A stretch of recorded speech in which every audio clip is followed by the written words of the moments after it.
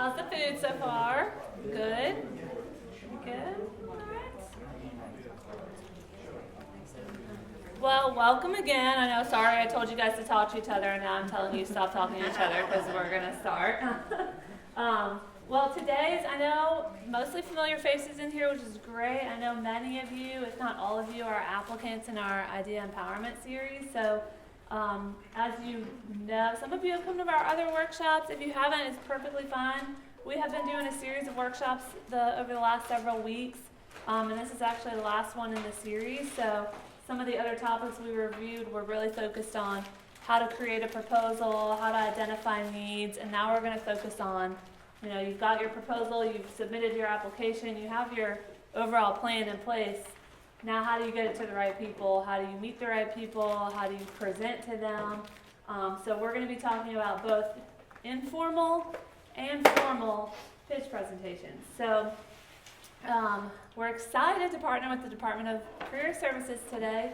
When I was outlining this workshop, I had kind of a light bulb moment to reach out to Career Services because there's so much overlap when it comes to networking strategies for the sake of growing your business and networking strategies for the sake of looking for a career. It's almost the same sorts of things. So we're gonna talk about some just general networking strategies to get you thinking about how to get in the right room with the right people and how to make good impressions. And then we're going to talk, and then I'll come in and talk more about formal presentations and the video pitch that many of you are working on right now. And then hopefully you'll leave with a full kind of wide spectrum understanding of some strategies that you can take to continue pitching your idea and getting it out there. So, with that being said, I'm going to introduce Mrs. Arminda McKee. She's the Director of Career Services here at Troy University. We're going to let her kick off and do the first half of the session today on networking. Thank you so much for being here. Good morning. Almost Good morning, everybody. Almost afternoon. I'm so happy to see so many of you out today. Again, my name is Arminda McKee. I am the Director of Career Services at Troy University. Been in this particular role for a little over a year and been in career services for almost 4 years. Been at Troy University for over 17 years. So I've been a student, I've been a faculty member and a staff member at the university. And I can attest to a lot of what we're gonna talk about today. A lot of these things I didn't learn until I was well into my adulthood. And it would have been really, really beneficial to know some of these things early on because it would have helped me as I progressed through my career. And as you get ready to start businesses or continue businesses or build connections with people, hopefully you'll leave today with some key tools to get that process going for you guys, okay? So, all right. Uh-oh, did I do the wrong one? Go to the right. Right. The right one. Other one. There you go. All right, thank you. Sorry, I should have shown you. All right, so one of the first things that we'll touch on today are elevator pitches. So before we get started, I would love for you guys to make your formal introductions today. So let's see, where do we want to start? Want me to Yeah, do sure. one? Okay. So what's your name, what you do, what are your interests, and why are you here today? Okay, so good afternoon. My name is Lynn George. I'm the director here at Troy University's Idea Bank, and I'm here to foster a collaborative resource hub for our Idea Empowerment Series applicants. And I'm excited to hear what everyone else is working on. All right, very good, very good. All right. Are we going this way? Yes, sure. I am Suki Tip. I'm here to hopefully learn to help with the next part of the, is it a competition or is it a? Yeah. So I'm here to learn about that. I actually own a business, but I feel like you can always learn more. So I'm here. Okay, thank you. I'm Jen Holbert. I work with Ms. Arminda McKee in Career Services. Over our Pathfinder program, I help the freshmen and sophomores help them find a major and figure out their path. I want to launch a business in the future. I I'm pursuing my associate MFT, which is Master's in Food Marriage Family Therapy. I have the degree, but I'm not licensed. So as I start that process, I hope to be a marriage and family therapist down the road in Troy. I'll be the only one, so come see me 2 years down the road. Hello, my name is Adriana Lindsay. I am a student at Troy. I'm getting my bachelor's degree currently in psychology. My interests are sports, but I do plan to open a nonprofit that will assist young ladies, girls, students, working women, mothers on reaching their highest potential. So I'm here today to learn more and essentially be able to, whatever I can learn here, to be able to contribute to that. All right, thank you. My name is Michelle McClendon. I am the owner and counselor at Starting Point Counseling. Y'all can come see me. Not licensed. I do need to add on. So I am interested in traveling and my puppy dogs. I have 5. And I'm here today because I am a finalist in the competition and just want to see how I need to go forward. All right, nice to meet you. Yes, ma'am. My name is Melinda Jeffcoat. I'm the office manager at Starting Point Counseling. Also, she is my sister, so I'm here to be another set of ears for her to make sure Yes. she gets everything she needs. We're supporting her and all. And I like to travel, and I do have a dog that I love, and he travels with us as well. But that's me. All right. Nice to meet you as well. It's good to have that support system built into business. So yes. Yes, ma'am. Okay, my name is Betty Tolbert, and right now I'm personally retired after 33 years with the same company. And my interest is, food service and health. And my goals are to be, remember this name now, Miss B, Betty 7 or whatever, but I'm planning on hitting the market, and I'm coming with a gusto. Right now, today, I'm here to learn all I can about business, the bottom line. I would love to make a profit, and I would love to help, the world. And my motto right now is once I get there and I'm out there, I'm going to be trying to feed the world in Alabama. Though it's not on the map per se for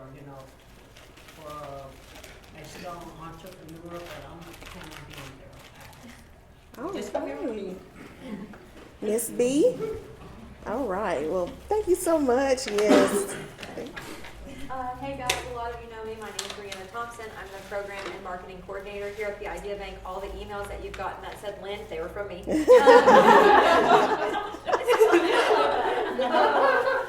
Everything that comes out of the Idea Bank marketing wise, a lot of it is me and Lynn. I also own a business here. It's called Studio 207. And that's my interest is graphic design, and I'm here to help y'all in finalists, I guess round 2 for the Idea Empowerment Series. So thank you. Thank you. All right. Miss Pack. Right? Yes. Okay, go ahead.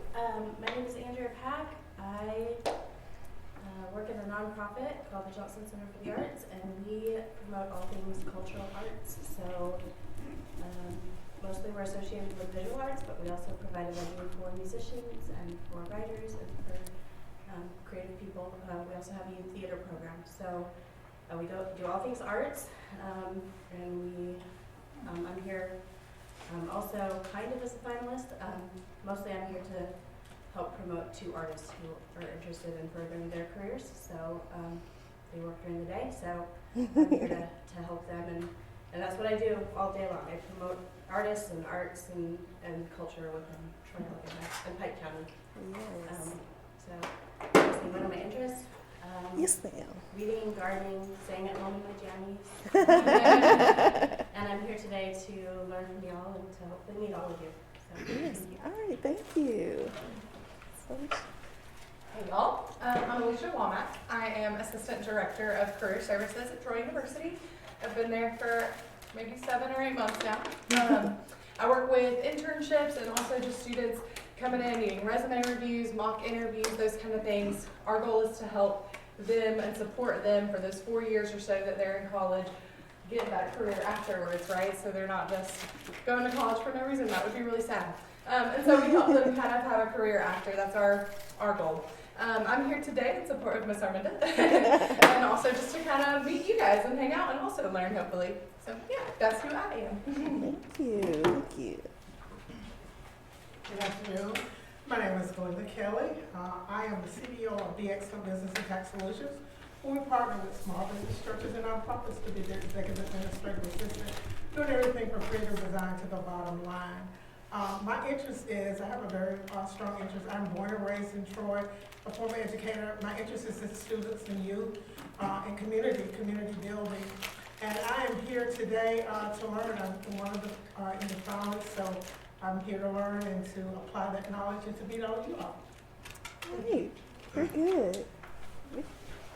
Hello everybody, my name is Varun Shah. I'm an international student here at Troy University, pursuing my master's in computer science, majoring in artificial intelligence.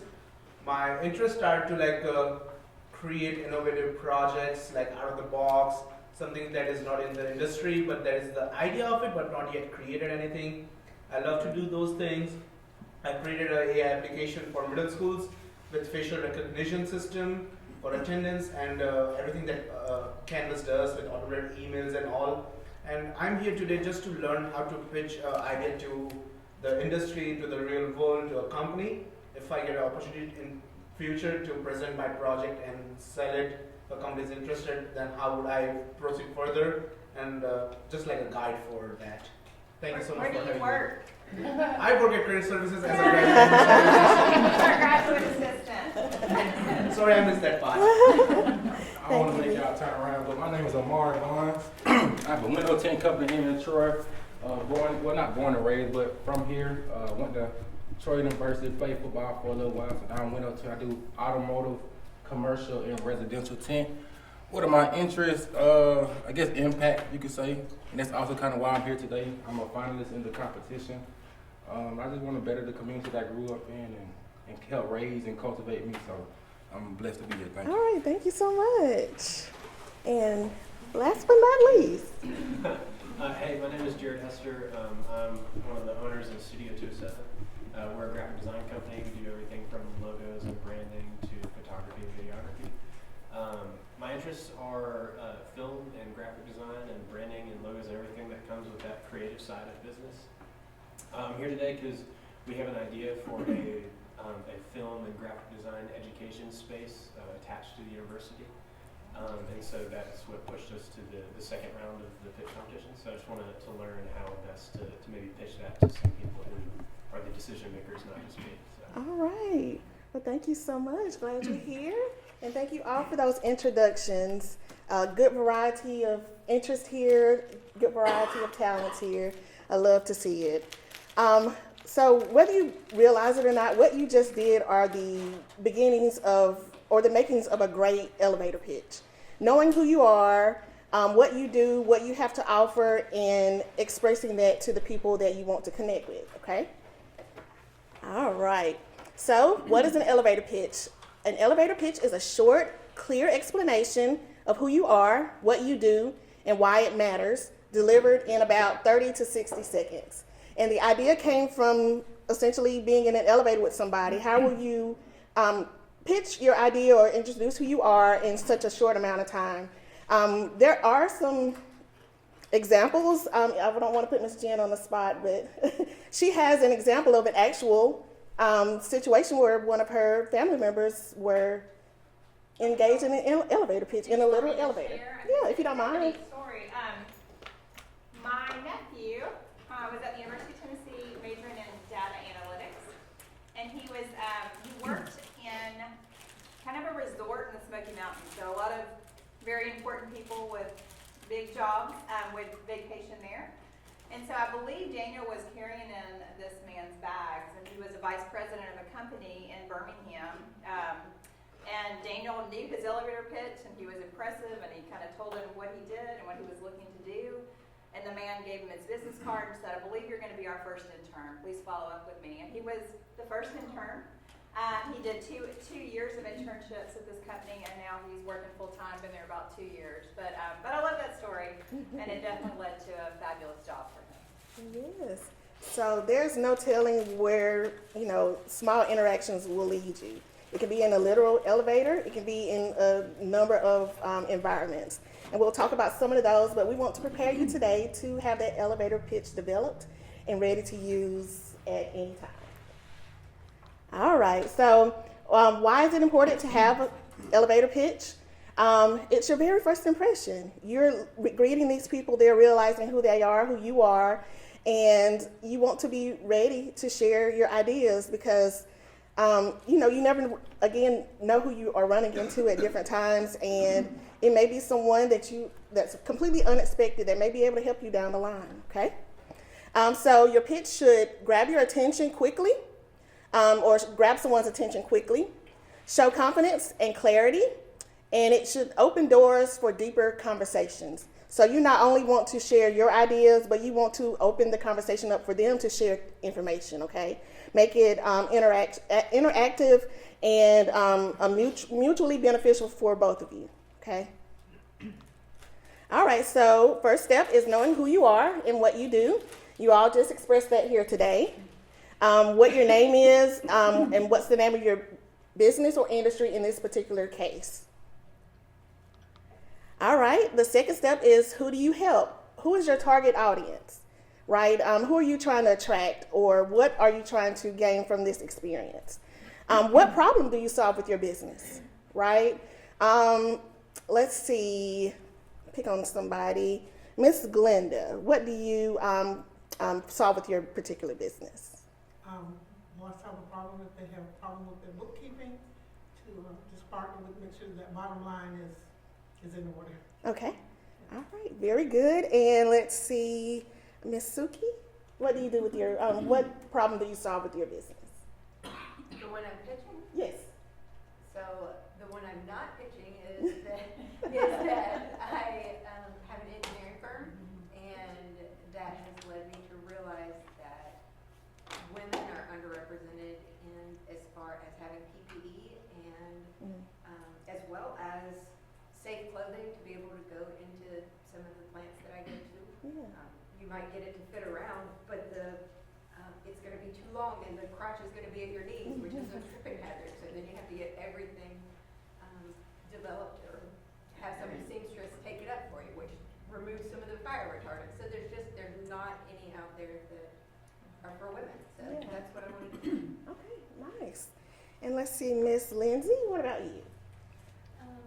In this area, we don't have really many places that women or moms or young ladies can go. I know most people are familiar with Common Ground Troy for younger guys, but essentially we don't have a place for women, like a centralized hub where women can find or obtain assistance or support with things like lactation consulting or mental health awareness and postpartum, recovery, things of that nature. So I think being able to provide women with just a hub or a centralized community where they'd be able to have access to different resources, I think that's also really, really big problem. Yes, very, very, very interesting cause.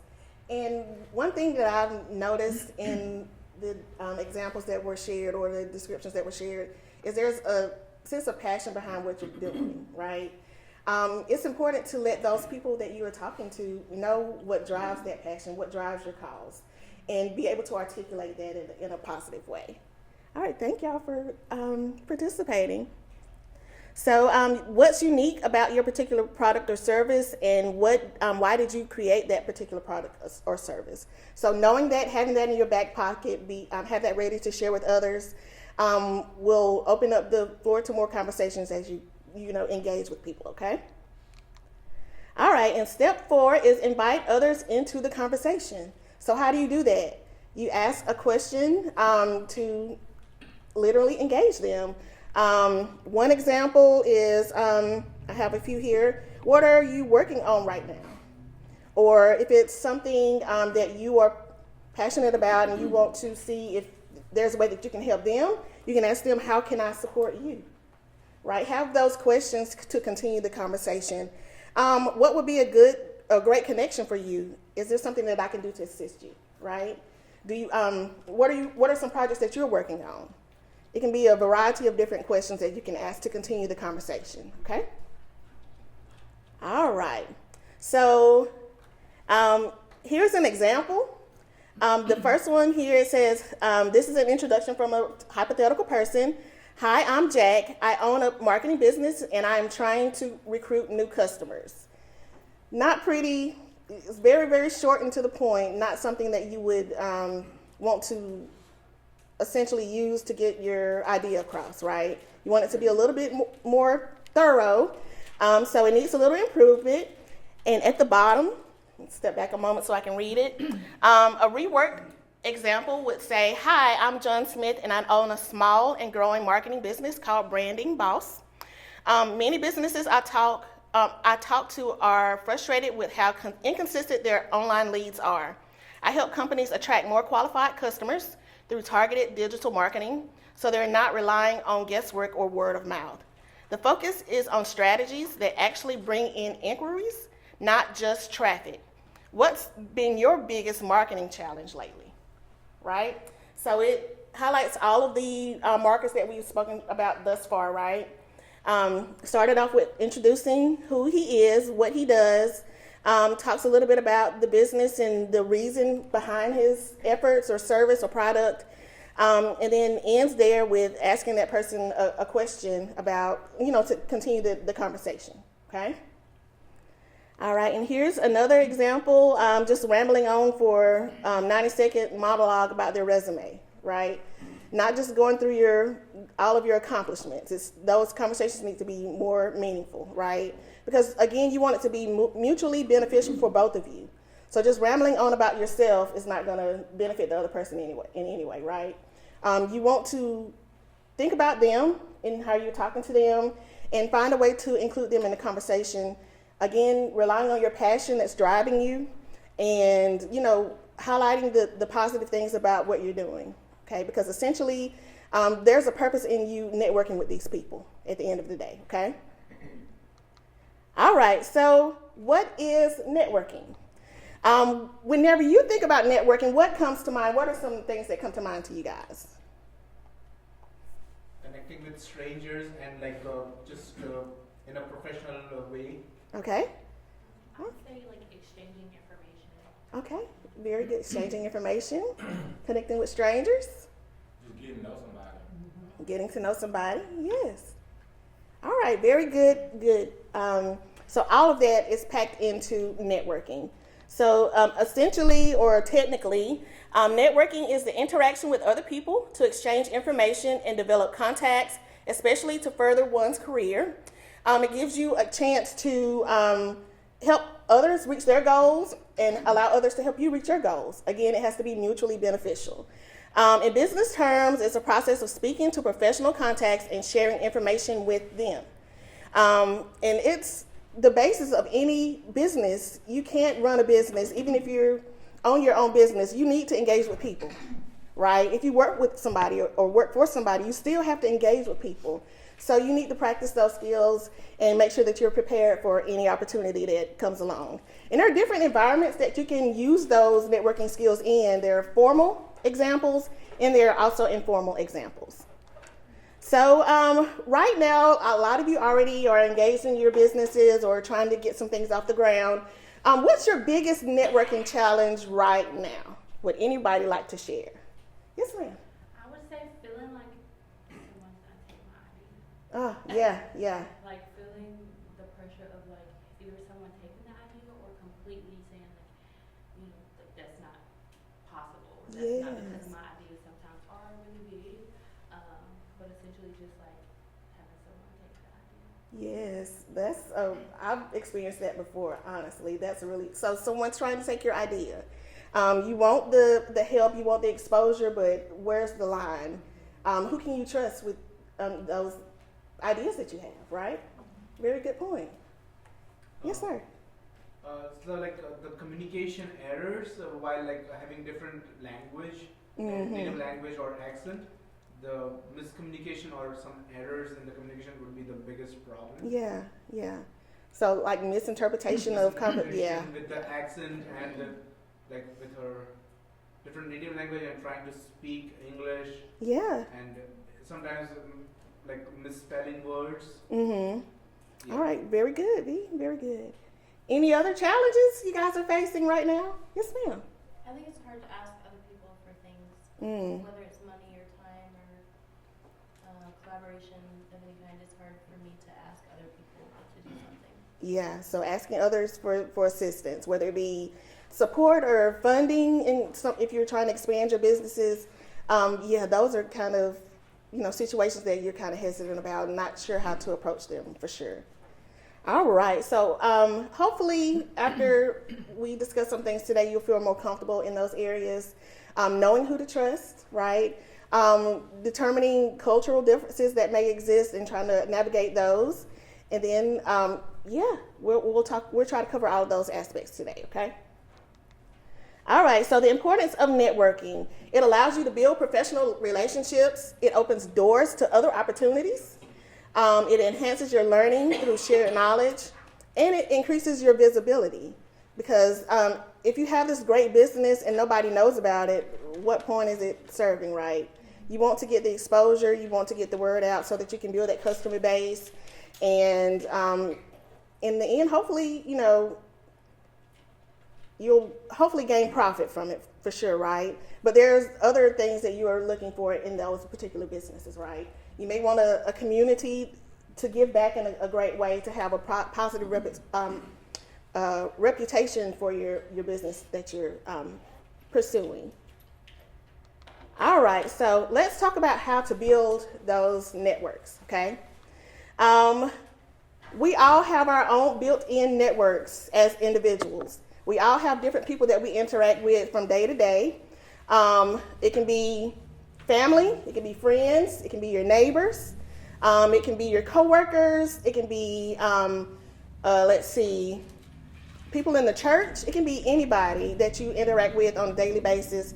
Doctors, lawyers, the store clerk at Tom Thumb, or Circle A or Circle A here? Circle K here in Troy, or Marathon, But people that you interact with on a daily basis, that can be the starting ground for your direct contacts, right? But think a little further past that. Think about the people that they know, right? Think about the people that they interact with. Those are going to be your strongest connections when it's all said and done. Other people speaking highly of your product or your service and then relaying that to others, okay? It's when you think about who people know or who the people you know, those are called your weak ties. So thinking about those connections, even in finding jobs, your direct contacts can get you somewhere, but those weak ties are what draws you in. Why do y'all think weak ties are important? Call them weak ties? Mm-hmm. So the people that you know, the people that they know. You never know who somebody knows. Yeah. I mean, like, especially in Troy.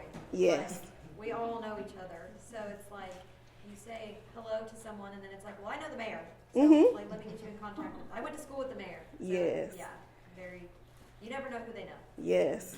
Yes, sir. If you're trying to pitch an idea or you're like kickstart your career, but that person does not have the appropriate work role for it, but their friend do. Mm-hmm. He owns a business, so he can refer somebody like, hey, I met this guy at the career fair, and I think you work in the same field, and he would be a great fit for your company.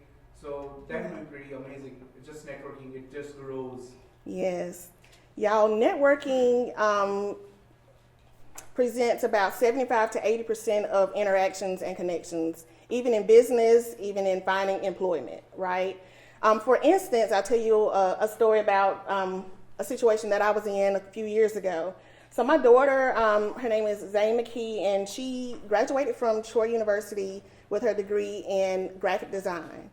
And after she graduated, or right before she graduated, she started trying to find jobs or internships or some type of way to gain some real world experience. I knew that, right, as her mother. And in my office, we have different business owners that come through, different people that we try to help from day to day.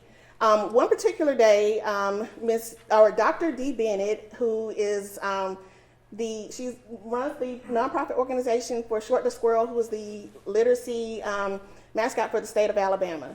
She came in, she was looking for an intern for a position that she had available in her company. And we got to talking. I was helping her create a Handshake account, which is a platform that several of our students use to find job opportunities.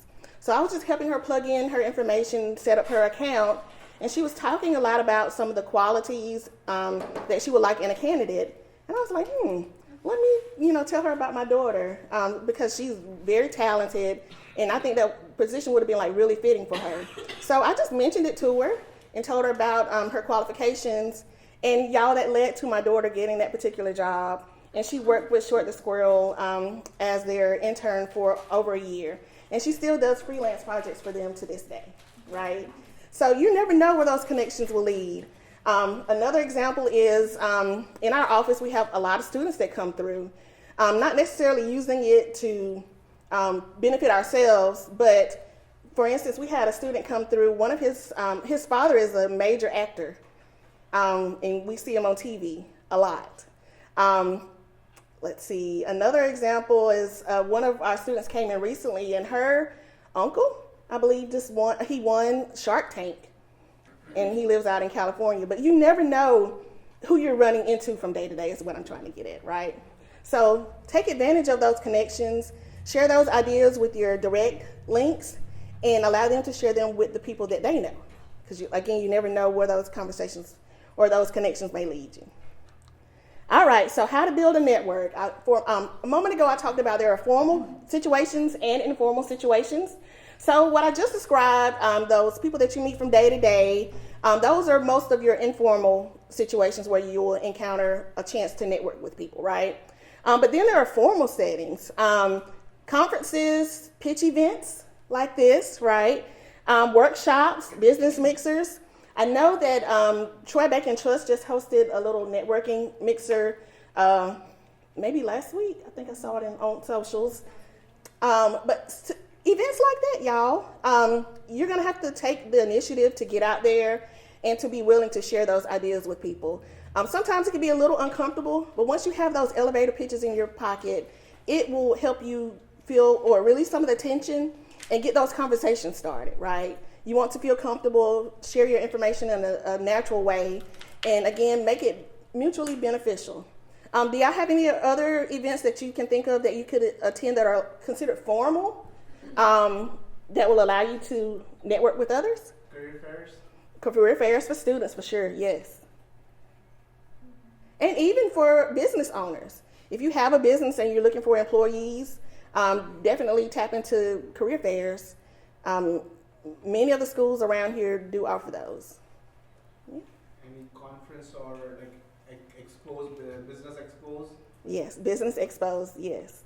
So think about, take a look at some of the advertisements that you may see on social media and think about how you can squeeze in, how will that benefit you, right? Take advantage of those opportunities because again, those environments have so many different people with so many different talents and so many different ways to support you, and you want to tap into those connections.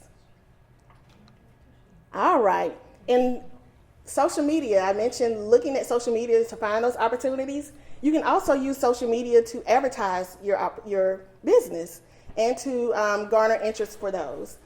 So connect with professionals on LinkedIn, follow industry leaders, join relevant Facebook groups, and share your achievements and projects. Highlight the things that you're doing. Again, you need that visibility as a blooming business or to get things off the ground, okay, to get that support that you need. And there are people out there that want to help you. You just need to share your ideas and what you're doing and gain that following, okay? All right. And any questions thus far? Okay.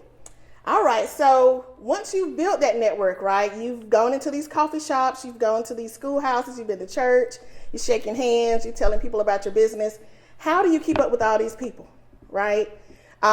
Here are some tips here on how you can keep up with those people. What I tell my students and what we encourage our students to do is create a LinkedIn profile.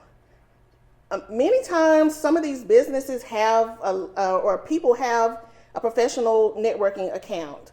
And that's how they keep up with people. You can still use paper and pencil for sure. You can have a booklet or a notebook that you keep track of those contacts in. Put them in your phone, right? We don't have the Rolodex anymore to try to keep track of, of contacts that way. Use your digital platforms and resources to keep track of people. So check in on them regularly, right? Follow up with them. Say if you met somebody today and you're really, really interested in keeping in touch with them, maybe send them an email tomorrow or text message or whatever form of communication that y'all shared on keeping up with each other. Reach out to them. Let them know you appreciate talking to them. Would love to learn more about what you do. We'll see how I can help you. So that they will remember you, right? You don't have to do it every day. You don't have to do it every month, but occasionally, follow up with those people and stay in touch because they'll remember you, right? Offer to help them and support them wherever possible. Again, you want this to be a mutually beneficial interaction, okay? Attend reunions or events. So those face-to-face interactions will help them remember you. I have students in my class. I have a class of 35 students, and I'll speak to them. I call roll, every class meeting, but until I get to speak to them one-on-one, I can't remember everybody's name. If you want them to remember who you are, engage in those one-on-one or face-to-face interactions, okay? And Something real quick. yeah. Just, the power of social media. If you aren't on it and don't use it regularly, just the way that you can connect, and then and post about yourself or post about maybe a product or an idea. It's just a way that people feel like they're kind of getting to know you, but you don't know them that well. But then you can easily reach out with a message and actually have some sort of, face-to-face like you're talking about. But it's really powerful and it's free. Yes, yes.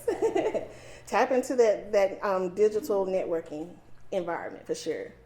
And keep your online profiles updated. So if you have Facebook, if you have any type of social media platform, make sure it's updated, okay? You don't want things that are, the last thing you posted was back in 2019, right? What are you doing now? What are some things that you're working on? Advertise some of those products that you're creating, some of the services that you're offering, so that people can, see what's going on and they'll reach out to you. For instance, I actually was in a choir with a young man several years ago, and he started his own business with heating and cooling, right? And there are some services that he offers now that he posts on social media. I didn't know he did that other than seeing it on social media. And I can reach out to him now to ask him to do perform some services for me. You just never know who you're going to reach with those digital communications, okay? All right. So a little checklist, okay, for you guys to follow. Make a networking plan. Think about what you want to do, who you want to connect with. What environments do you need to tap into? Where do you need to go?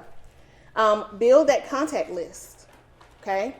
Who are the people that are direct contacts? Who are some of the weak ties that you know about that some of your close connections recommend to you, okay? Organize contacts for networking. So however you decide to keep up with these people, create some type of formal way to stay connected, okay? If you use pen and paper, I have an actual worksheet for you guys to start building that networking sheet in a little later. Whether you use your phone, social media, LinkedIn, what have you, keep up with those contacts. Develop that elevator pitch, okay? Make sure that you're ready for any opportunity that comes along. And take action. You don't want to just sit on these ideas. You don't want to just sit on this information that you have. You want to go out and present this information and make these connections, because essentially the people are going to be what drives your business at the end of the day, okay? So learning their needs, learning how you can help them, learning how they can help you is key to networking, okay? All right. So we're going to stop or change course for just a moment, and Ms. Lynn come up and talk a little bit about getting the door open. Yeah. Okay, we'll have time for questions at the end, but any burning questions for Ms. Arminda before she takes a breather? Okay, well, we'll just keep on rolling. Thank you so yes, much. ma'am. I want to add one quick comment to what you said about social media because I don't normally include that in presentations about pitch presentations, but I just want y'all to imagine, say you're at a networking event and you meet someone, you give them a business card, they might Google you, they might look you up on Facebook, they might look you up on Instagram. So imagine someone's randomly just looking you up. Is your page reflecting updated information and something that you, and a good impression? Kind of think of it as the same sort of an extension of your elevator pitch. If someone finds you online, you may think, I don't have a lot of followers, you know, it doesn't really matter, I'm not a social media person, but it just takes one person to look you up and find you and say, well, I don't know, it seems like they're not really doing anything with this, but anyways, just thought about that. For sure. Thank you so much for talking about that. Okay, so now you've got your networking plan figured out, you've got your elevator pitch nailed, and now you've got an open door, right? You've made the connection. So I'm going to talk to you about, say you've got a meeting with someone, or you're going to be having time to sit down and more formally pitch your idea to a person that you've been trying to get in touch with. So there's a few different scenarios, and I'm going to take you through some strategies of things that you can do. So there's a lot of different ways we can be more, maybe not formally, it might still be casual. I'm going to take you through a few different settings, but you're going to have a few different types of audiences that you might have once you meet someone and maybe perhaps set a meeting. In this case, a lot of you are going through an application process. You're submitting a video. That's one scenario of having a more professional and formal opportunity to pitch. That one is kind of in this asynchronous pitch, meaning you're not doing it live. It's not in real time, but you're sharing this video that people can kind of watch and interact with on their own time. So the first thing we think about when you think about, most people think about pitch presentations, what you think about what? The Shark Tank. You think a lot about like, I'm going to stand up here, give my presentations, and in front of people, and they're going to offer me money for a percentage stake in my company. And that is one type of formal pitch presentation, but when we talk about formal meetings, I'm really talking more about maybe you're going to a business owner and sitting in their conference room or their boardroom, or you're pitching to a board of directors or something like that in an office setting. It could be in a competition setting, it could be an office setting. Either one of those would be more of a formal, where you're giving a presentation like I'm giving right now. I'm going to use my little digital pen real quick, and we're going to go through these scenarios. Okay. All right, so if we're just going to go column by column. I don't know if you can see this, but this one says formal meeting. So we've got a formal meeting set. If we're imagining a formal meeting, like what kind of audience do you think that is? Just what comes to mind first? Kind of already gave you a few. Business owners? Yes. What else? Hiring committees. Hiring committees. You're not going to be able to read my scribble, but we'll abbreviate it. Hiring committees. A small amount of people, not like usually you're in like a boardroom with only a handful of people, not a huge auditorium. Yeah, handful of people. Okay. Board of directors. Yes. Board of directors for sure. Potential clients? Potential clients even? Yeah, for sure. I mean, it's going to depend on every single scenario is going to have different other scenarios in that category. So you might be having a formal meeting with potential clients that you're trying to get someone to buy your product, or you might be having a meeting with a board of directors that you're trying to get to invest in your product or bring you on as a partner of some sort. So you're thinking people that are going to have some decision-making authority, people who you're trying to get to buy into what you're pitching in some way. If you're thinking formality, obviously the word formal is in the title of this category. So what would you say is, how formal is a formal meeting? What are you wearing? It's like a suit or like a dress.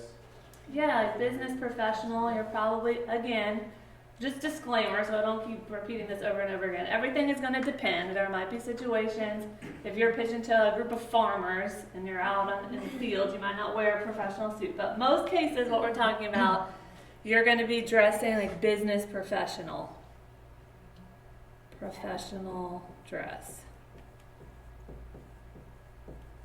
How much time do you think you're going to have to pitch your idea?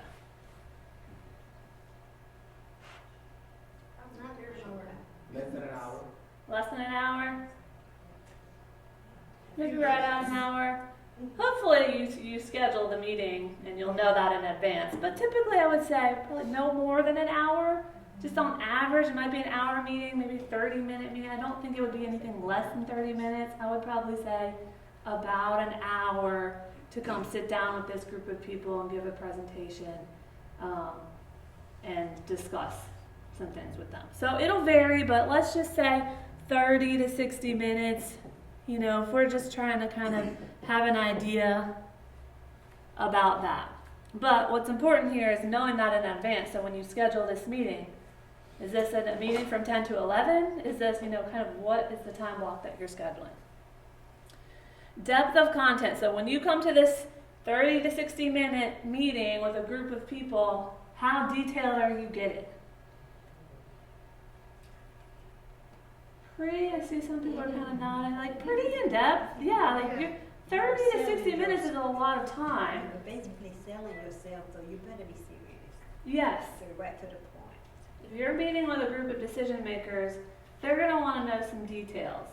This is much more than an elevator pitch. Elevator pitch is like basically your opening line and your hook. You're going to be going pretty in depth about things like what problem you're solving, who your market is, what your timeline is, what you're looking for. So you'll definitely want to, and I'll kind of go over some of those things, some of those subject topics, but I would say in depth. And then how much interaction, what would you say is like the interaction level of a meeting like that with the people that are there? It will be like somewhat equal, like when we are presenting or pitching the idea, then it will be like we are talking, but then they will ask questions and then we will answer it. So it will be pretty equal, but while presenting it would be 100% ours, they would understand it and then they will ask questions. Yes. Ideally, you're going to be doing a presentation, so you're going to be speaking a lot, but you want it to be, if they're interested and invested, they're going to be talking to you and asking questions. So you want to be interactive. You want to give them the opportunity to speak, ask questions. You want to be prepared to answer those questions. So we're going to say this is pretty high interaction. Hey Lynn, I was just thinking too, with the in-depth, maybe just really knowing your stuff, and then also financials. Like if these are people that could consider investing, you know exactly what you're asking for, how much it's going to potentially cost, Yes. that kind of thing. Just be prepared for all of those questions, maybe. Yes, absolutely. You might be reviewing financial documents in a meeting like this. They might want to see projections. Again, it's going to depend on what you're asking for and what your idea is, your program is. But yeah, a lot of times you might be reviewing a formal business plan. It could be a meeting with a lender or a banker where they definitely are going to want to see some financials. So definitely being ready, and I'm going to talk about that on another slide, but you might want to bring with you things like financial plans or income statements. You might want to bring financial documents with you, just almost like have in your back pocket. If someone asks, you might not necessarily be presenting everything. And I talk a lot about like kind of setting the stage for questions, knowing, maybe not answering every single question in your presentation, but kind of having some questions you anticipate that you can just answer really quickly and confidently. Okay, so formal meeting, that's one scenario of more formally pitching your idea. Now we're going to talk about casual meetings. Say you're at a networking event, you meet someone, you give your elevator pitch, you connect really well, and they're like, hey, we should meet for lunch, or we should meet for coffee. I want to hear a little bit more about what you do. That's what we would call just a casual meeting. So what would you say is kind of if you're imagining that scenario, what's the audience? Is it a big audience? Is it a small audience? How formal do you think this is going to be if I'm just meeting someone for lunch that I met at a networking event. It will be one-on-one. Usually one-on-one. Yeah, maybe they'll bring someone with them, but probably one-on-one. Are you gonna dress up in a suit? Maybe like a formal shirt and a pant, Yeah. button-down shirt. Yeah, it depends. I would say business professional full suit is not necessary. Some people might want to do that if that's like very important to you to make that impression. But I'd say this is more business casual. You're just sitting down. There's no agenda. You're just kind of getting to know each other a little bit better. But this is a good chance for you to go in and pitch your idea more in depth. So we're going to just call this business casual.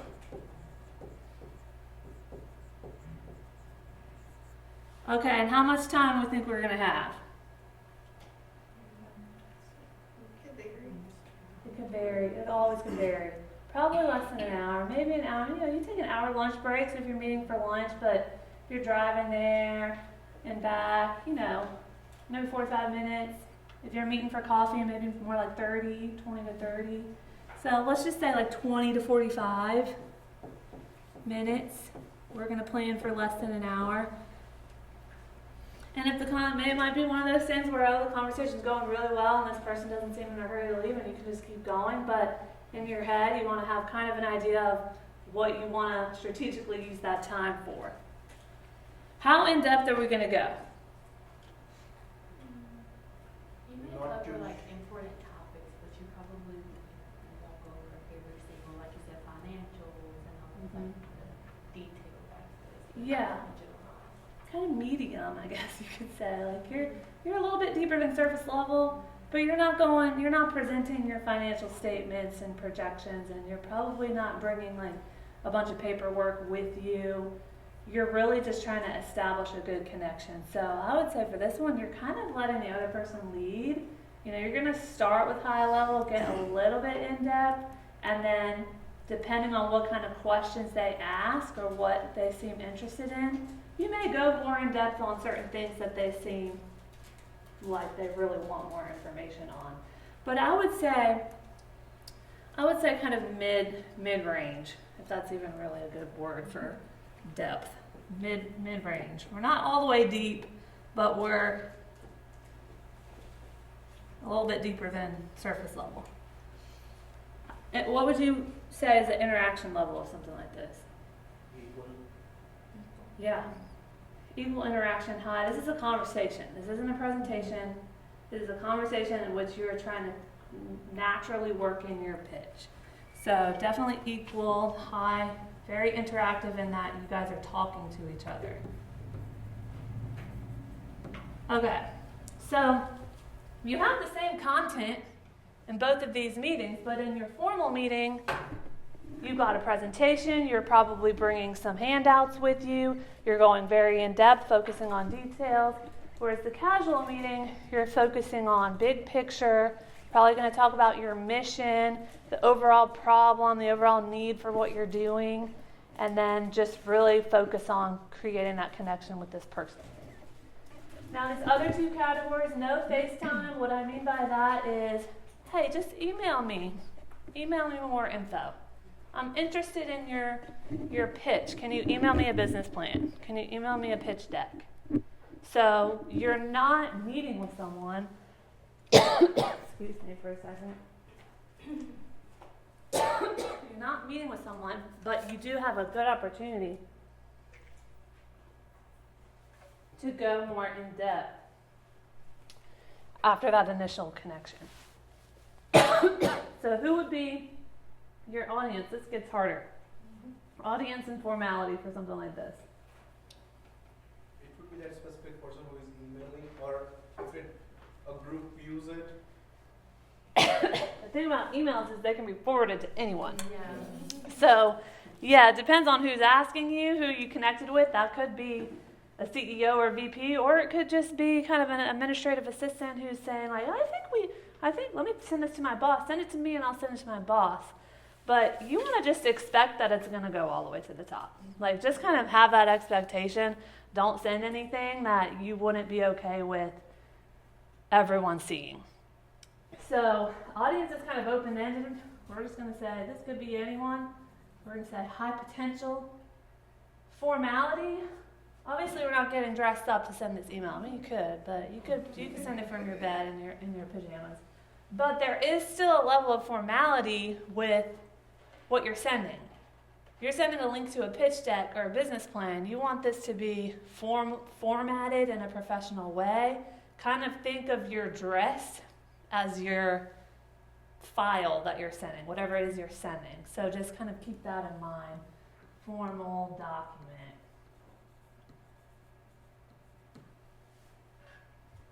Time allotment, this is kind of, we're just going to put sort of like NA. I would say clear and concise for documents is kind of a good rule of thumb. Concise doesn't necessarily mean short, it just means you're not rambling and saying the same thing over again, which is very easy to do. It's very easy to say a lot of words without really saying much of anything. So just be mindful of that. Depth of content, I'm spending too much time on this. I'm going to sort of rush through this. I would say this is pretty in-depth. If they're asking you to send a business plan, that means they're interested in seeing the details. If they're asking you to send a pitch deck wouldn't be as in-depth as a business plan, but it's still going to include some details. And I have a slide about what that would include. And then your interaction level, again, you're not really interacting. They might email you back and ask questions. I would say most of the time you're using this to try to schedule a meeting to interact with them. But they could email you back questions. But the nice thing about this is you won't necessarily be put on the spot right away. If they email you back with questions, you can kind of craft your message and respond back. So kind of low interaction, but hopefully it will lead to high interaction. And then asynchronous pitch would be if you're submitting a video. Very similar here, except when you're looking at the content, you're not going to go quite as in depth, and you're going to focus more on letting your passion and personality show. So the difference between these two is you're sending a documentation. It's most cases going to be very professional, very business focused, whereas this one, you're submitting a pitch in the form of a video, so you want to be able to try to connect with the audience as much as you can still in that video. So show your personality, show your passion, use visuals, and use it as a way to kind of open the door for hopefully a meeting or a conversation. Again, this can be forwarded to anyone. When you submit a video pitch in our competition, it's going to go through, it's not just one person looking at it, it's a whole team, a whole reviewing committee looking at it. And then, if you make it all the way through to the end of the competition, it might be showed to a whole room of people, your video pitch. So just you never know who it might get to. Someone on the reviewing committee might say, hey, I think so-and-so needs to see this video pitch because they might have an interest in this project, and then they forward it to someone who's not even associated with the competition. So just use those same general practices of you never know who might see this. Time allotment is going to be, if you're submitting a video, it's probably as part of some sort of program or competition. They will tell you how much time. Consider that before you start recording your video. Write a script, even though it's recorded and you can redo it, you still want to try to practice it, kind of map out what you're going to do. So varies. And then the depth of the content is really going to depend on how much time you have, right? So if you only have 2 minutes, that's more of like basically an elevator pitch, a little bit longer than an elevator pitch. But if you have 10 minutes, you could go pretty in depth on that. Not as in depth as over here, but kind of determine that based on your time. And then low interaction just because you don't have FaceTime, but again, video link that could be forwarded to anyone and hopefully it leads to a meeting. I want to say, actually in my notes I just noticed I put low or delayed. Delayed interaction. Questions about this before I erase it all? So those are just some categories of scenarios. There's no one size fits all. You're basically trying to craft your pitch based on all of these things. So you can't really, I wish I could just give you the template and say, here's what to do for your pitch, but it depends on your idea, it depends on your audience, it depends on where you're pitching it, how you're pitching it, and so on. So it's really important to first understand all of these things before you really put something packaged nicely together. Okay. Queen. Hey, Lee, can I mention one thing? Yeah. That just comes to mind. Yeah. In any of these scenarios, one thing that comes to mind for me is like visuals. So if you have a product, if you have a service, providing some type of portfolio of visuals that you can share with those people can bring them into what you do and allow you to kind of share some of your talents or skills. Yes, definitely. Visuals can communicate. I mean, just think about yourself when you're watching or listening to a presentation. If someone just had slides that was just like paragraphs of their script, would that be as engaging for you as our light bulb emoji guy? We put him in there to add some visuals. I'm just kidding. But yeah, that's a great point. Okay, so we understand what we're walking into now. We know our audience, we know our time, we kind of have a good understanding. Now we want to prepare. This is super important. It gets you in the right mindset. Very simple steps I'm going to go through here. One, researching your audience. Again, we can talk about formal meeting all day long, but is it a group of bankers? Is it clients? Is it a potential partnership? Who are these people? Look them up on LinkedIn, stalk them on social media, figure out who they are, and kind of know what they care about, what matters to them, what do they want to know about. And if you do a little bit of digging, you can probably find out at least enough to get you to a point where you can strategically work in some talking points that are relevant, specific to your audience. Clarify your goal. This is very important. We talk about Shark Tank. Shark Tank people are looking for investors who can provide them with capital. That's not the only reason you give a pitch presentation. You might be looking for a partner, not just a financial partner, but a business partner to help you build this with you. You might be looking for some advice you might just simply be looking for advice. You have grown a successful company and I want to know how you did it. Can you share your secrets with me? Maybe you're using this connection we're talking about with with networking events. Who do the people you know? Maybe you're presenting them to try to get to someone else. So think about that. It sounds kind of obvious, but you don't want to focus on your whole presentation on financials and how much funding you need if that's not really what you're asking for.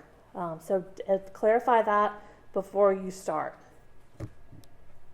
Tailoring your materials. So I'm not going to go, so I don't have enough time to go like super in depth on materials, but I do have a slide for you to save about pitch presentations. But think about, obviously, what are you preparing? Are you bringing a slide deck?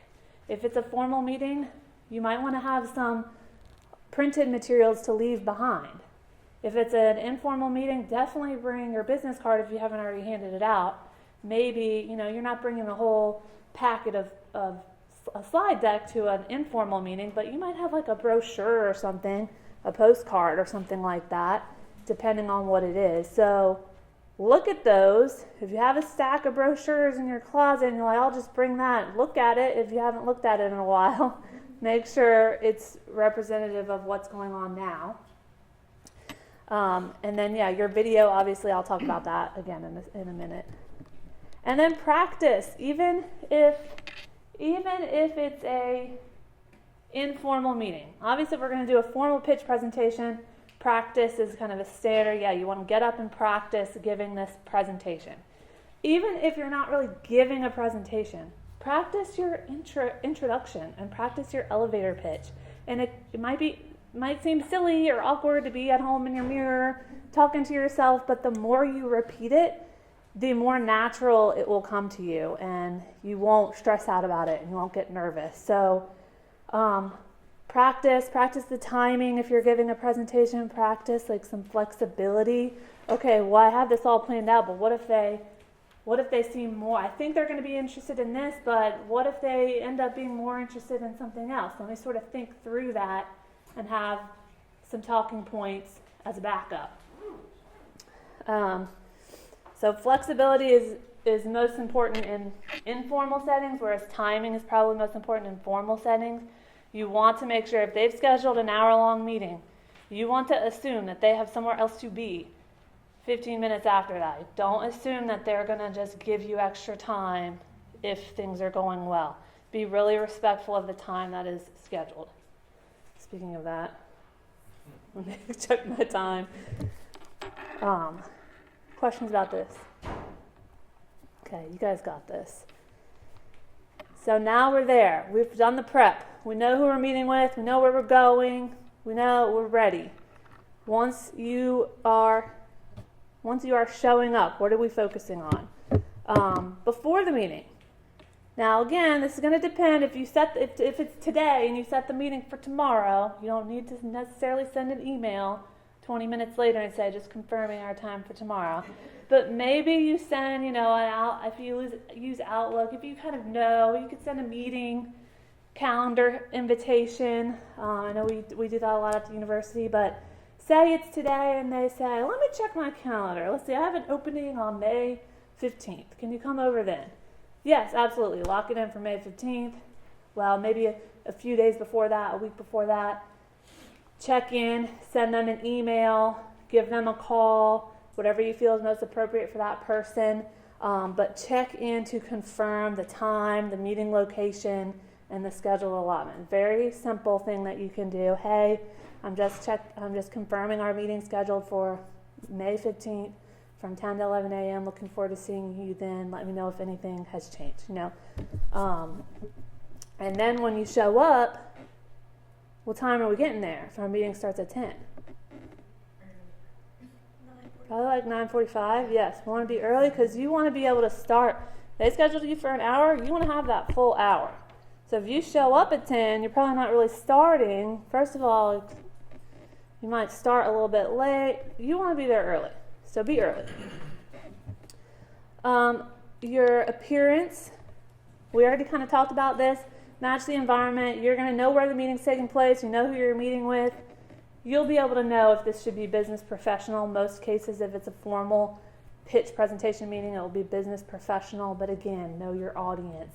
If it's a group of farmers. Somebody told me a story. I keep going back to the farmers. Who told me this story? They were like trying to sell something, maybe insurance or something like that, and they show up at this guy's farm and in a full suit, and the guy, what? I'm trying to remember what this was about. But I always think about that example. Like they felt this. I think the farmer, said something to him like, what are you wearing? Like, what are you doing here? You're in the middle of, anyways. Know your audience.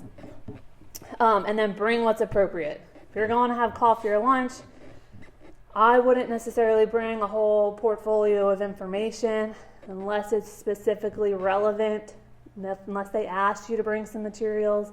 But if it's just a casual, we're going to get to know each other better. Don't overwhelm them with lots of documents unless you know that's what they want. If you're going to a boardroom meeting, you can print out your slides if you want. You can maybe print out a summary of your slides to leave behind, pass out at the end. Here, you guys can keep this and let me know if you have questions that come up later. But again, kind of same as your appearance, you want to sort of match the environment that you're going. During the room, I already mentioned this, but be really respectful of time. Try not to go over. Make sure that they know you're appreciative of their time. And then just reading the room. If people are trying to, let people interrupt you if they have questions. Let them kind of drive it. You're giving a presentation, but if someone's like, you see someone that's like, well, let them ask you a question. You seem like unsure about this. What's your concern? let them know that you're talking to them. You're not talking at them. So invite participation, invite questions, and sort of try to pay attention to what people are doing. If they're whispering to each other, read the room a little bit. And then after the meeting, what are we going to do after?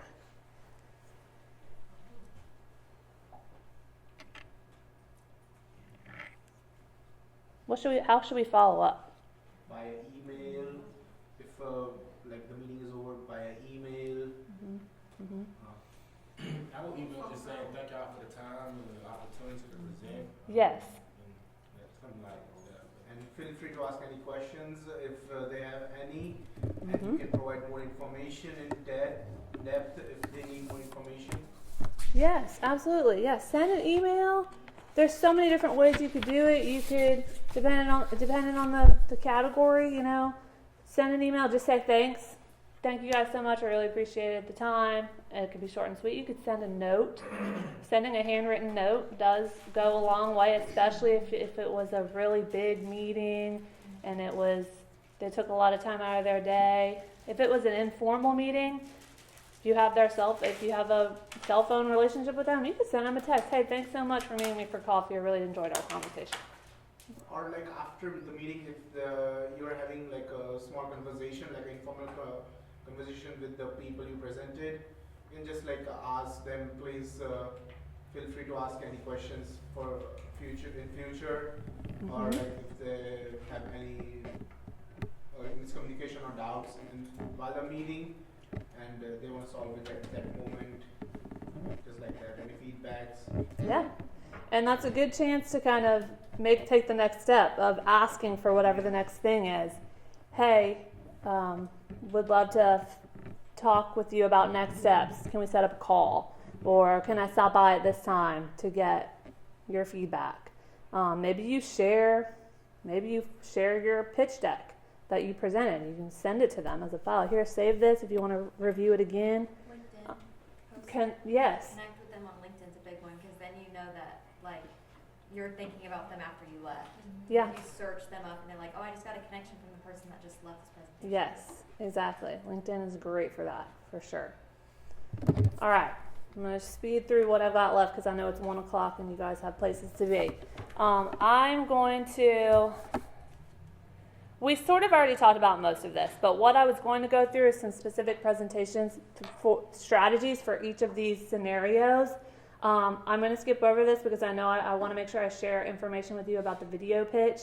But just kind of thinking about the things that we just talked to and filling in these, using this chart as sort of a guide. Okay, what's the type of meeting that I'm going to? What do I need to do before? I'm going to send a professional email to confirm. What do I need to do about, what kind of dress do I need to have? What kind of materials do I need to have? During the meeting, what do I need to be talking about? If it's a formal meeting, we're doing a traditional business pitch. What's the problem? What are you solving? Who's your target market? What are you asking them for? Using visuals, inviting questions. We really already touched on a lot of these. Now, if it's a casual meeting, you're not necessarily going through, here's the problem, here's the solution, and you're going to be more conversational. You're going to ask them questions to kind of figure out what they want to know. You're going to adjust it as you're going based on what they say and what feedback you get. I can fill that in with my notes, and I'll email y'all the slides afterwards. But this was a slide I was going to share with you guys. I wasn't going to go over it, but if you want to take a picture, or again, I'll send the slides out. This is what we use in all of our pitch competition trainings for helping contestants put together their slides and prepare for their pitch presentation. So the slides is kind of like, these are the components of a traditional business pitch presentation. You want to cover all of these points. And then strengthening your pitch when it comes to standing up here and presenting it. Think about these things. When you're putting your presentation together, check your spelling and grammar, check your branding. Imagery is better than words. If you have any product samples or props that you can bring, to, again, give more imagery that helps. So again, this is like a whole separate workshop that we do, but I just wanted to share this with y'all as a reference if you are ever in a situation where you need to put together a formal pitch presentation. And then the last one, I really wanted to get to this. This is specific to the idea empowerment competition that many of you are competing in as far as round 2 with the video pitch submission. The guidelines are pretty simple. It's a 5 to 10 minute video. 10 minute is the absolute max. You do not have to make it 10 minutes. It can be 5 minutes as long as you kind of cover it appropriately. I would rather a 5 minute, we as a reviewing committee would rather a 5 minute video than a 10 minute video of rambling on and on. Now, if you have 10 minutes of relevant things to say, please. Anyways, all right, enough about that. What you're going to do is upload it to YouTube, and if you need help with this, just let us know. But if you don't have a YouTube account, it's really easy to create one. It's completely free, and you just set it as an unlisted video. That just means no one else on the internet is going to be able to see this unless they have the specific link that you're sending. So if you don't want to get into starting a YouTube channel, this is not making you start a YouTube account. No one's going to see it unless you really want them to. But it's the easiest way for us to kind of share this out. If you're trying to attach a video file, we're probably not going to get it. So when you're recording your video, you do want to reintroduce yourself and your idea, but don't just repeat what you already said in your application. Don't just read what you've already written, because the judges have already read through that. This is your chance to show who you are and why you're passionate about this, and paint the picture of the idea. So you want to focus on kind of hooking the audience, think attention grabbing. You want to explain how you plan to make it happen, but a lot of you submit a proposal. You guys all submitted great proposals. This is going to be like in your own words, I guess. Not that your proposals weren't in your own words, but when you're writing an application proposal, it's very formatted very formally. You're going to speak you're going to write with a certain business etiquette. The judges want to know who you are and why you're going to make this happen if you get the funding. So explaining how you're going to make it happen, explain how the funding will impact you is a really big one. So if you won the grand prize of $10,000, how specifically would that impact this project and the community overall? So talk about the funding, what you would do with it. You've already touched on these things in your application, but touch on it again in a way that brings it to life. The more visuals, the better. You're not going to get judged on the actual quality of the video. Okay, so we're not expecting everyone to be professional videographers. But with that being said, good quality audio and video is going to help you better deliver your pitch. So you can get good quality audio and video with your iPhone, or you could get some really cheap little microphones that connect to your phone. Make sure you can use natural lighting. Make sure people can see and hear you is what I'm getting at. Doesn't have to be the most amazing video quality, but make sure the people viewing it can see and hear you clearly, and you're using visuals in some way. Maybe you're showing. It just really is going to depend on each particular project, but show some visuals that can help us really imagine what this could be, whether that's an example of something similar or showing like a site or the potential of something. It can be primarily you talking. Like, we want to see your face, we want to see you talking, but probably go a little bit further than just you sitting at your desk re-explaining the idea that you've already written about. You guys have questions about this? Maybe you build like a program, then you might want to add a screen recording of explaining or a walkthrough.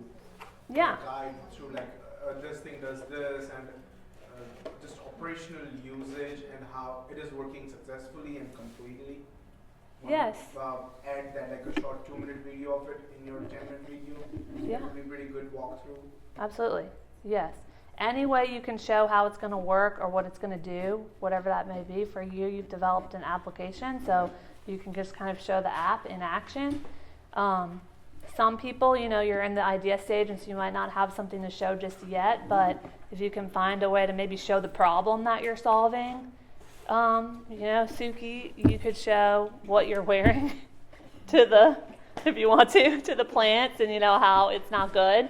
You show the problem and explain the solution. So I'm so sorry I went over my time and I kept you guys and I didn't get to cover everything, but we were gonna practice our elevator pitches. So that's your homework. Yes. We're gonna pass out a handout from Miss Arminda in Career Services that you can take home with you. I will send you these slides so that you have them. And your homework is to go home and look in the mirror and practice your elevator pitch. We started by telling you to introduce yourself. We were going to end by telling you to stand up and give an elevator pitch after all of the amazing tips that you've learned today. But practice it because, again, you might be in the elevator with someone tomorrow who could give you more than $10,000. So you never know. Do you want to add anything? Just thank you for allowing us to, give you some best practices. Hopefully you've learned something that can benefit you in the long run. Thank you for your attention. Thank y'all so much. Y'all have a great afternoon. Just let me know if I can help with anything.